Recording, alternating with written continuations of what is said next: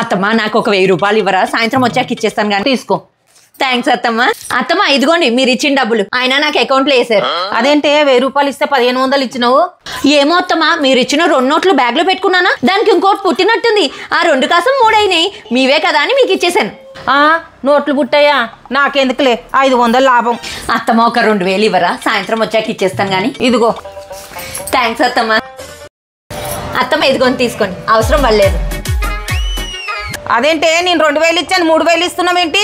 ఏమో అత్తమ్మ, మీరు ఇచ్చిన 4 నోట్లు నేను బ్యాగ్ లో పెట్టుకున్నాను, వాటికి 2 నోట్లు పుట్టినట్టున్నాయి.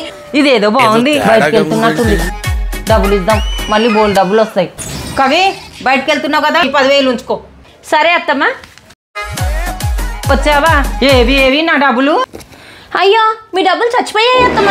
డబ్బులు చచ్చిపోవడం ఏంటి? ఎక్కడ డబ్బులు చచ్చిపోతాయా? నిన్న డబ్బులు పుట్టినాయి అంటే తీసుకున్నారు, మొన్న డబ్బులు పుట్టినాయి అని అంటే తీసుకున్నారు, ఈ రోజు డబ్బులు చచ్చిపోయినాయి అంటే డబ్బులు చచ్చిపోయాయా అని అడుగుతారేంటి? చచ్చిపోయినాయి, నాకు తెలీదు. అమ్మో నా దగ్గర డబ్బులు కొట్టేయడానికి ఇది కావాలనే చేసింది.